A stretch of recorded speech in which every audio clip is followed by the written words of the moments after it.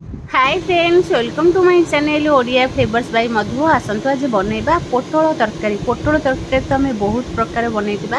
आज आम गोटे अलग स्टाइल रो पोटल तरकारी बनैबा। एबे आम गोटे नहीं जाइए ग्राइंडिंग जार तादरे देदेबा दुईटा बड़ अलैच देदेबा।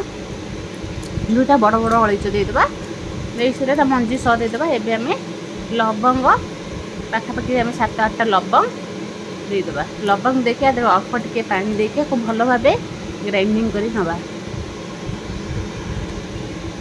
एबे आपको भल भाव गोटे ग्राइंडिंग करी रखिदबा। एबे कौन करबा गोटे प्रेसर नहीं जावा। प्रेसर आम सोरिष तेल आम 2 स्पून दे देइछंती। सोरिष तेल 2 स्पून दे साइला परे एबे देदेबा आम दालचीनी स्टार फूल देदेबा। एबे 2टा दालचीनी गोटे स्टार फूल। एबे आम 2टा गुजराती। एबे गोटे सुखिला लंका 2टा तेजपत्र देदेबा। देखी गोटे तेजपत्र 2टा सुखिला लंका देकी आपको कौन करबा टिके भाजी नबा। भाजी नहीं सारा पर एबे आदे देदेबा खाली आम मेथी दबा। पंच फुटण न देकी खाली आम आदे मेथी देइछंती। एबे हेंगू अल्प टिके पकेदेबा। हेंगू पकेके आपको टिके भल भाव भाजी नबा।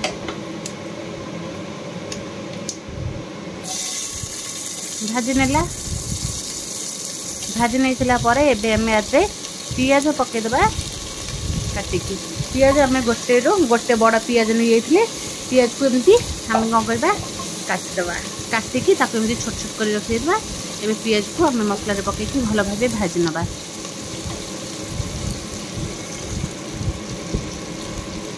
पियाज को टिके भल भाव भाजवा। तादरे आम देदेबा रसुण 5-6 कला रसुण देदेबा। बड़ रसुण आम 5-6 कला रसुण देकर रसुण को भी आम टे भल भाव भाजी नवा। भाजी नहीं सारा पर तेल टे एपट सेपट करके भाजवा। भाजी सारा पर एबे कौन करबा आउ टे गोले नवा। गोले नहीं सारा पर एबे आम टमाटो गोटे पकईदेवा। जदि आंबिया खाइबा को चाहूँ ताले गोटे जगह 2टा भी पकई पारे। एबे आम टमाटो पकईकी टे भाजी सारा पर से दबा आम देले रेड चिली पाउडर, धनिया पाउडर, हल्दी पाउडर एतिकी आम देकरी मसला सहित भल भाव टे भाजी नवा। कौन से आम बटा पेस्ट न देकी यही भाव आम मसला प्रस्तुत करके बनैबा पोटल तरकारी। एबे कौन करबा आपको मसला को टे भल भाव भाजी नवा। मसला को भाजी सारा पर एबे आम आदि देदेबा 2 कप पानी। 2 कप पानी आम देकरी कौन करबा 2 कप पानी देदेला मसला रे। एबे कौन करबा मसला को भल भाव टिके गोलैदेबा। मसला हमर गोलै होला पर एबे कौन करबा आमे प्रेशर कैप लगेकी 2टा रु 3टा सीटी आसबा पई छाड़ी देबा मसला को। एबे आउ आमे मसला जो बाटी की रखिथिले ताको आमे देई नथिले ताको देई देबा। देईकरी आमे कैप लगे देबा। कैप लगे 2 रु 3टा सीटी आसबा पई छाड़ी देबा। एबे कौन करबा गोटे कढ़ई नहीं जिबा। कढ़ई की गरम हो गला पर एबे दे देबा गोटे स्पून तेल। तेल दे सारा पर एबे आमे काटिकी रखिदिबा पोटल को आमे कौन करबा गोटे पोटल को आमे फास्ट मझिरु काटी देबा। तापर 2 साइड में काटिकी गोटे पोटल को आमे 4 भाग करके काटिबा। पोटल को आमे एई भले काटिकी नै छथि। पोटल को आमे कौन करबा भाजी देबा टिके तेल रे। एबे टिके तेल रे एपट सेपट करके भाजी सारा पर एबे आदरे आमे देबा सिझा आलू। सिझा आलू को आम आलू सीझे नहीं जाइए। छोट छोट आलू को आम एमती 2 फाड़ लेखा कर नहीं। एबे कौन करबा आम आलू को आउ पोटल को भल भाव भाजी नवा।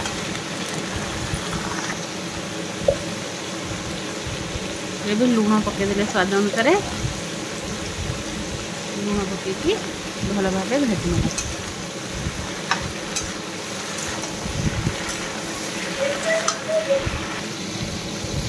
एबे आम देखो पोटल आलू बढ़िया से भी भाजी हो गलानी।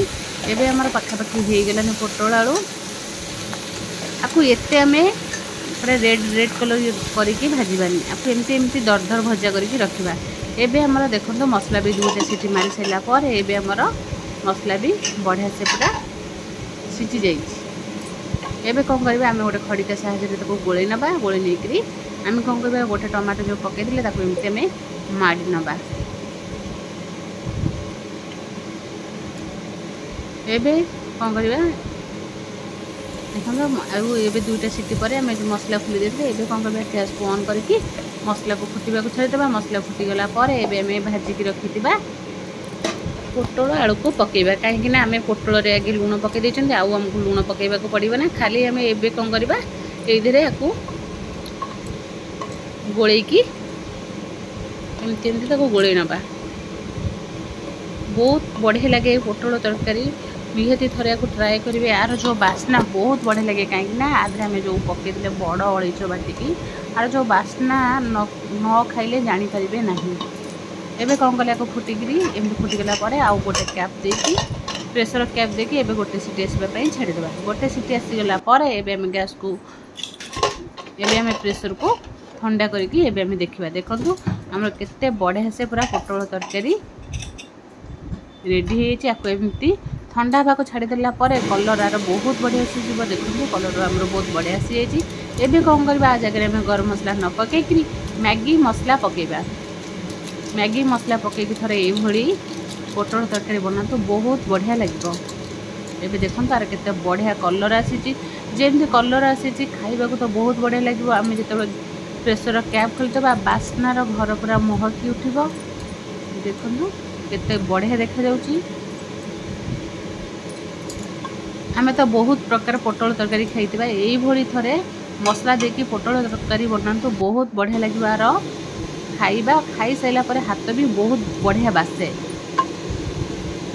बिल्कुल भी आद्रामेर अदार पेस्ट नहीं कौन से आम पेस्ट देना खाली आम सुखिला मसला रे बनई जदि भल लगे लाइक शेयर कमेंट सब्सक्राइब निश्चय करें।